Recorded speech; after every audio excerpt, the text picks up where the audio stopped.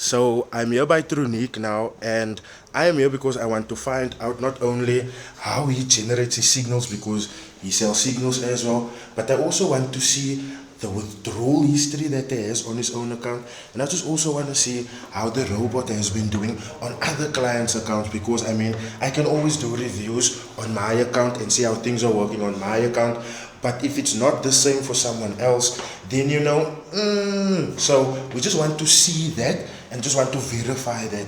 So I am here by his office now, and I will sit down with him very shortly.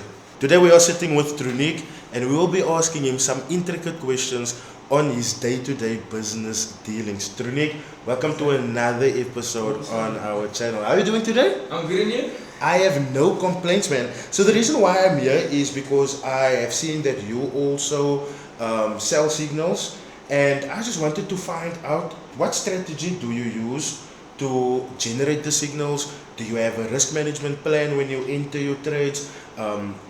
What is your risk to reward ratio when you do trades? You know, just the normal kind of thing, because I think it is really important for us to understand how you generate the signals, so that we don't think that the signals come out of nowhere. Yeah. So basically, I trade price action, and you support and resistance as well, especially on synthetics, because it actually respects it. Mostly like breakout strategies that I'm using. So I'll wait for the price to physically break out of a structure before I look at an entry, and then once we get a retest on a trend line or so, that's where I enter again. Yeah, stop loss, I don't really work with stop losses like that, because I keep monitoring the trades and I'm active on my chat group, so I tell them, listen, if it breaks this level of resistance, I'm closing, or support, anything like that. And that's also how I determine my take profits. If I'm busy the day, I'll send them a stop loss and a take profit, that if it hits there or what. But I'm not the biggest fan of a stop loss or take profit, especially on synthetics, because the big thing is the psychology of the market. So everybody goes in and put their stop loss on the next level of resistance, but the market will go and get your stop loss there, and it will just pass it a little bit and then start going your direction. So that's why I take a look at the candlesticks that's being formed, bigger time frames, smaller time frames, get a big idea of where we're actually busy going, and then according to that, I'll determine if I'm keeping a trade for longer, just be patient, or just a quick one. It's either going to go or we close. I hear you talk about synthetics. So do you mainly trade synthetic indices? I only trade synthetics. Only? Yeah, I don't trade forex. I started trading when I was trading forex, but personally for me, synthetics is much easier. It actually respects structure, and the reward is bigger. So for instance, last December I funded $15,000. I ended up making, I think, $150,000 withdrawal. Sure. But on the forex market, never. You would have been really lucky to get that out. Because the risk is lower.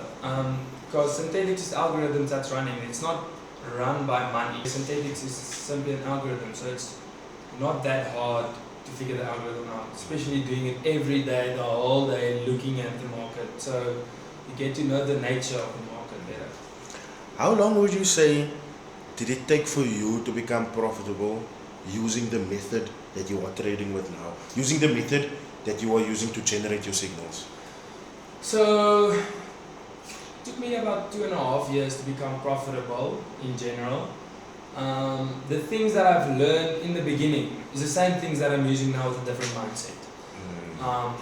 Because when I started, obviously I wanted to get rich quick thing, like I'm going to start making money quickly, so okay, this thing isn't working, 2 trades didn't work, I'm going to try something else. But did some mentorships and courses and things, so just gathered some information, and after that I just went to the charts and I sat there and found something that works for me. Because what works for you might not work for me. Facts. Yeah, when I stopped chasing the money and the lifestyle, I started looking at take small profits. It grows your account. snowball effect, the bigger your account, then you adjust your lot sizes, then you start making money. Because obviously Instagram is full of dream sellers. They show you I deposit 2,000 Rand, I'm selling on 80,000 Rand profit, it took me an hour. So I was chasing that, and that's what I was chasing. And I come to realize like, that's not the reality. That's not how trading works. Okay, so you mentioned that you've been using this strategy for about 2.5 years, and I can imagine there's a whole lot of lessons that you've learned on your way. What is the biggest lesson that you've learned through this strategy? So the biggest thing I had to learn is not to be greedy. Because at the end of the day, everybody wants to maximize off a small amount, and that's not how it works. So let's say you've got $500 in your trading account, and you hit it with lot sizes. You're not giving your trade any room to breathe. So now it goes against you a little bit, close your account, next moment you say, would have been a massive profit. So that's one of the biggest, and patience. Because FOMO is a real thing when you start trading. So you like, I need to get in now, I want this perfect entry, I'm not going to wait for any confirmation, I'm going in now. And then a little bit later you're like, when the structure forms, like, why did I go in there? Like, you need to wait, because if you're not patient, not every day is a trading day. There's days where I don't trade, I leave it alone. If I look at the markets in the morning, I don't see something, and I leave my computer, I take it off. Because if you don't have patience to wait for structure to form, you're going to start looking for reasons to enter. And if you have to look for reasons to enter, you're probably not going to be solid. You'll get some money here and there. It's not going to work. I hear you say that you are monitoring your trades when you take them. So I guess you are monitoring your hit rate as well. How much percent do you estimate your hit rate to be? So I'd say close to 90-95%. Ooh, that's huge. It sounds crazy, but I don't trade that much, and I wait for my trades. And something people should also keep in mind, I trade massive accounts. So sometimes I get into a trade a bit earlier, then that night I've got an alarm that goes off every hour, then I check. Sometimes the trade is open for 3 or 4 days, but I'd rather wait, because I know, okay, eventually it's going to go my way, and I'll close a break even rather than close a loss. But then other times, while I'm waiting, I close massive losses. So there's still some tweaks that I have to do, but yeah, no, it's crazy. The previous loss I took was 1 million Rand. Hey, I was just gonna get to that. I was gonna ask you, what is the biggest loss that you have endured? That's not the biggest loss I've taken. What? So what is your biggest loss? It was $82,000.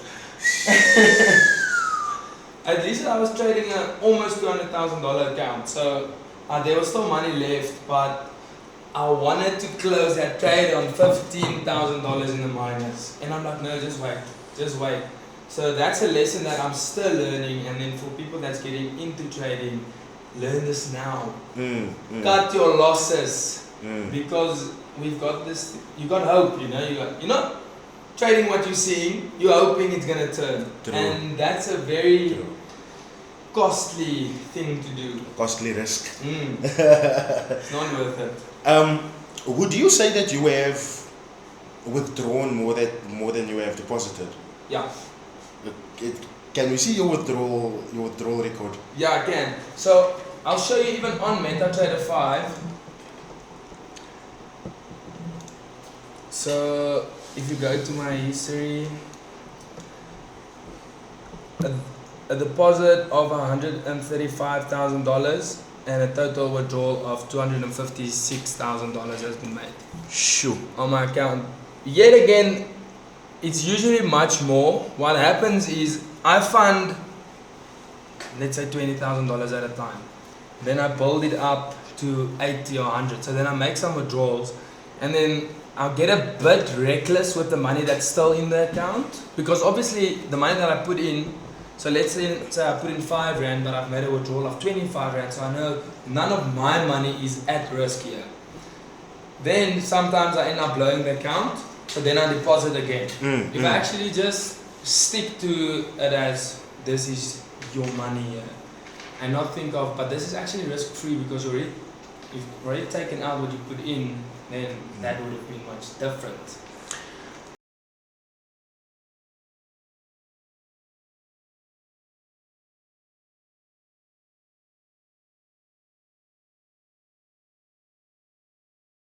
I have a different kind of question for you.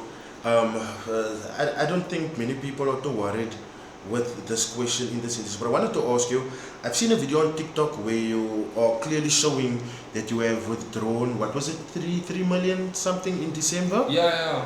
And I just wanted to ask you, as young as you are, how do you manage to keep cool and keep your head having all of this money? So, I don't know. I spend a lot of money, but at the end of the day, I keep focused on my goal. And my goal is not to be, I made a withdrawal of 3 million, I'm going to buy a bunch of useless things with it. If I make massive withdrawals, I'll buy a house. I actually do own property. I'm just not going to be that guy on TikTok, let me show you how to do property investments. Because that's not what I do. It's not, I talk to experts, then I buy houses and I get assets. I want to become a billionaire in the next 6 years. So for me to do that, spending everything that I make is not going to achieve that. So trading for me is not necessarily the thing that keeps me alive. For me, it's a funder. The money you make on trading can fund a lot of other income streams. So I take a portion for myself, and yeah, the rest I put into assets. I think December, I spoiled myself. We went to Cape Town. We were there for a week. All the cars, the house, we went on a yacht. Everything was about 400,000. Yeah, but that's me spoiling myself a bit. But I also bought a house. So I bought a house, and then what was left went into that. Remember, I pay tax and VAT. So I need to take that into accountability or in consideration as well when I get money in. I don't just wait for sales to hopefully not come to me one day because I'm flashy, like not flashy, but I drive nice cars and I'm not scared of posting it because I worked hard to drive these cars.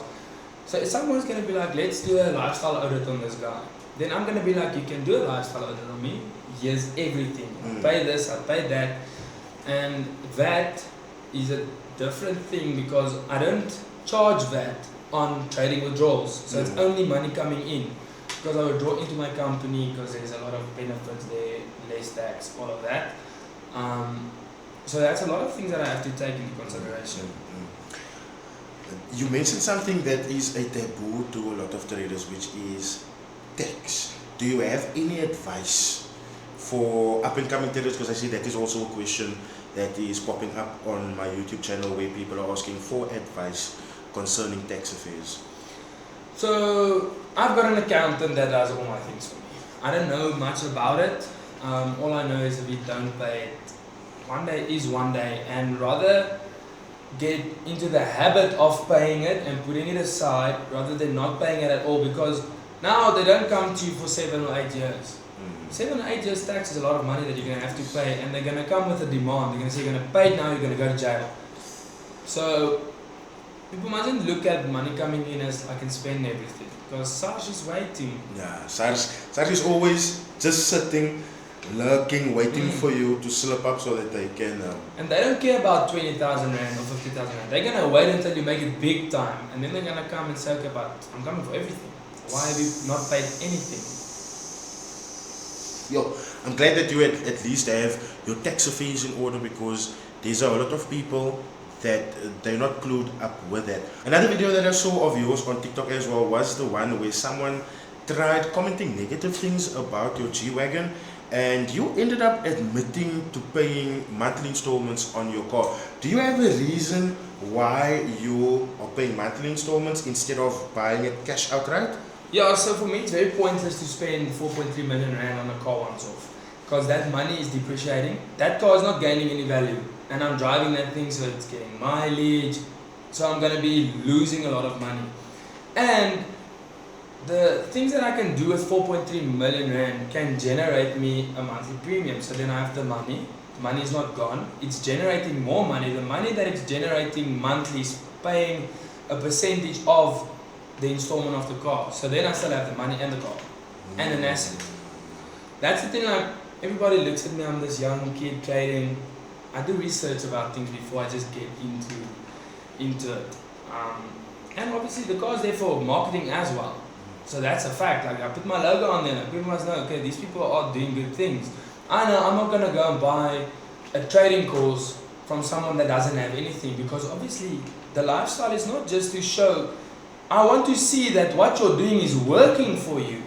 Because if you don't have anything, what are you gonna teach me?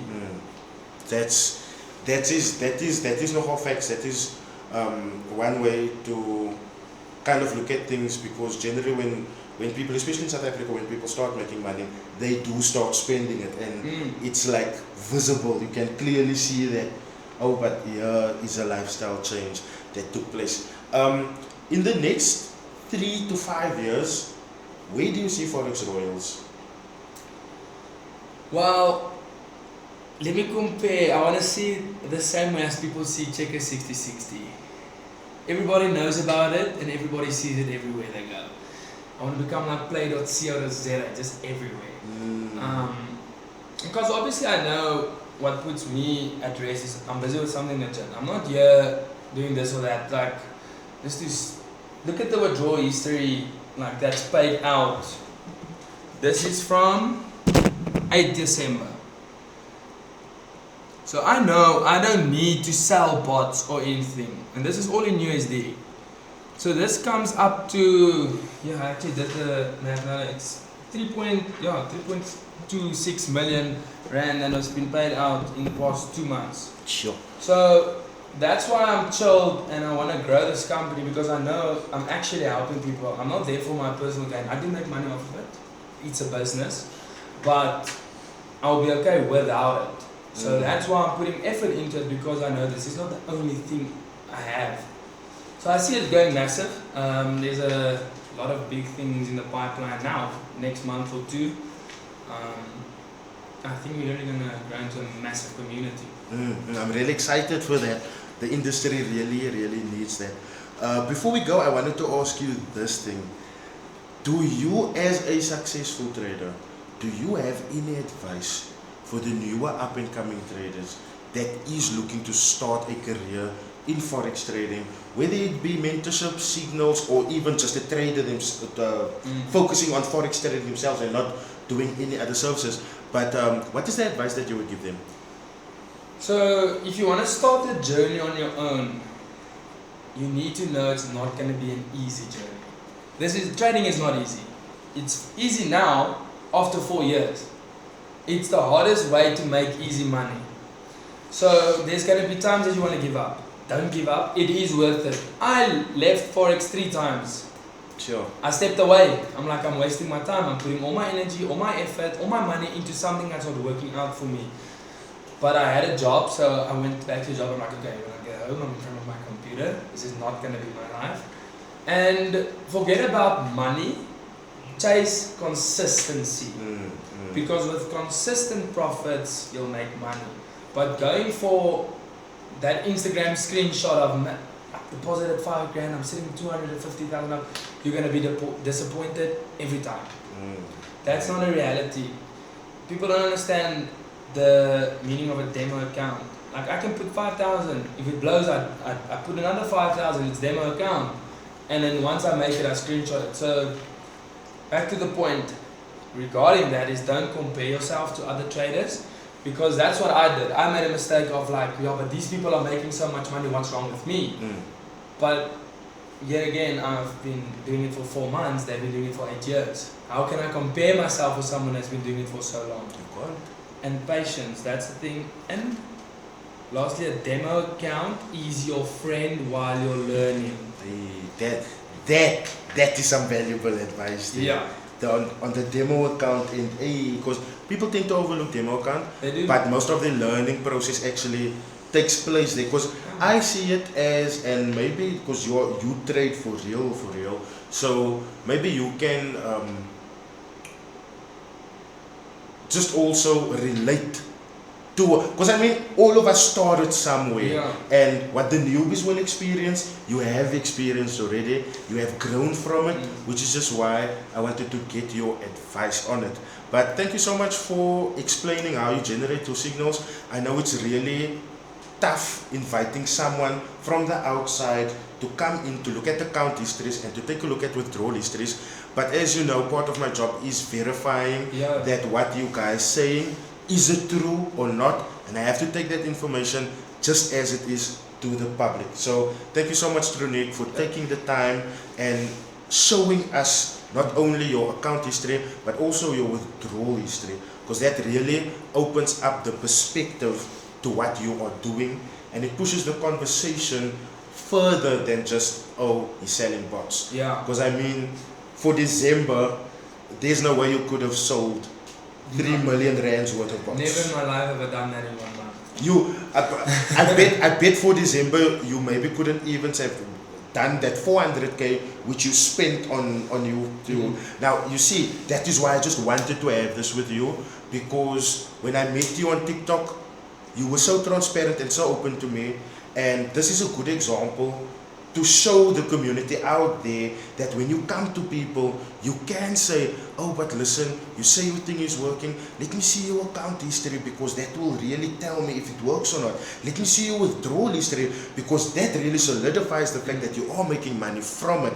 And I just want to thank you for showing something so personal to us, so that we can also have the correct mindset when it comes to you and your business. So that's the thing, I'm glad you were here, because I'm an honest person. I don't have to prove anything or make this picture. That's why I rent a lot of cars. Before we go, I rent a lot of cars, but I tell people this is a rental. I don't claim it to be my own cars, because I'm not there to impress people. I like renting cars now and then, something new. Other people rent cars and say it's their own cars, and they put up this big image, but there's no reason for that. Like, I know without the bots, I'll be okay. Like, you know, I'll live exactly the same life. And that's why I'll show you everything you want to see. Anybody can ask me, and I'm like, okay, I've got a big mouth, I've got a massive mouth, but I stand behind every word that I say. And that's why I said, you must come, let's do this. I'm so glad that I've been here. Thank you so much, Trunicques. I sincerely hope you have a beautiful blue week further. Oh, thank you. Thank you, same to you. Listen, in stop net this in. Sorry. Sorry.